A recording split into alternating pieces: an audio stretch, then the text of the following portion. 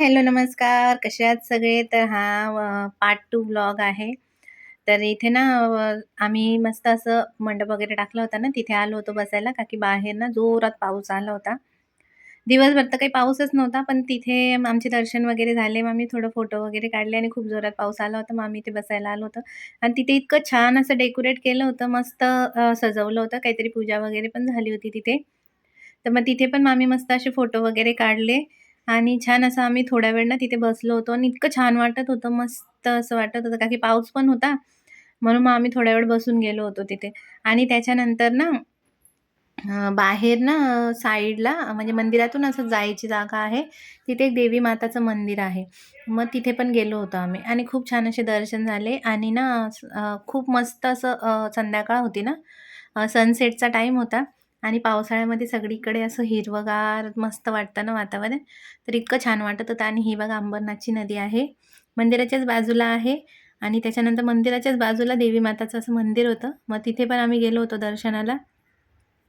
आम्ही संध्याकाळी ना एकदम निवांत निघालो होतो आणि इतकं छान असं वाटत होतं ना, म्हणून मग आमचं चाललं होतं निवांत, की आलोच आहे, तर सगळीकडे छान असं फिरू आणि मस्त असं दर्शन वगैरे घेऊ आणि मग घरी जाऊ, घरीच जायचं आहे असं. म्हणून मग मस्त इथे पण आम्ही देवी माताचे दर्शन घेतले आणि छान होतं ते मंदिर पण मस्त आहे. तुम्ही पण देवी माताचे दर्शन घ्या. त्याच्यानंतर मग प्रसाद वगैरे घेतला आणि आम्ही बाहेर निघालो आणि बाहेर निघालो आणि मग असं होता आजचा दिवस आणि समर्थाचा वाढदिवस होता म्हणून ते पण सेलिब्रेशन करायचं होतं. त्याच्यानंतर निघालो आणि इथे आम्ही ना वडापावची पार्टी करायला थांबलो होतो. तर इथे मग माझ्या धीरानी सगळ्यांना वडापावची पार्टी दिली होती.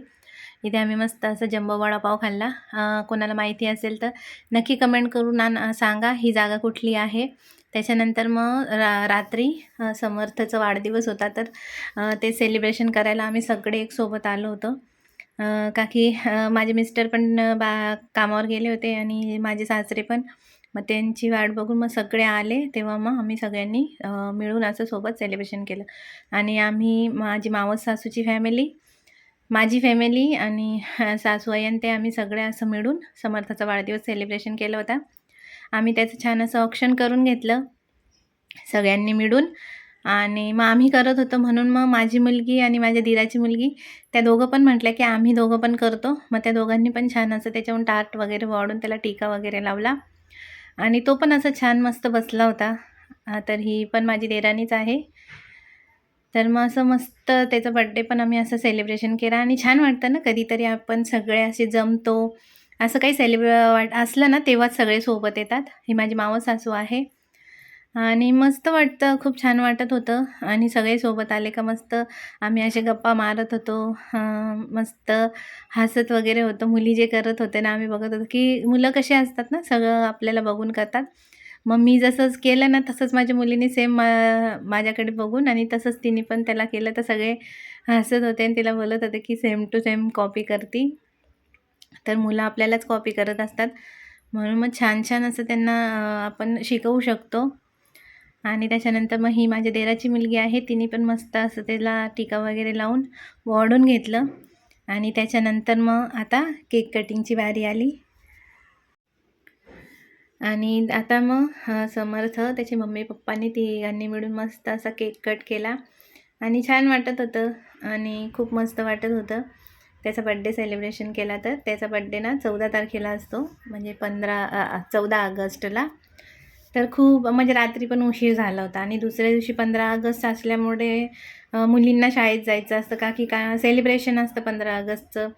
ह्यांना पण जायचं होतं म्हणून मग आम्ही काही जास्त वेळ थांबलो नाही तिथे.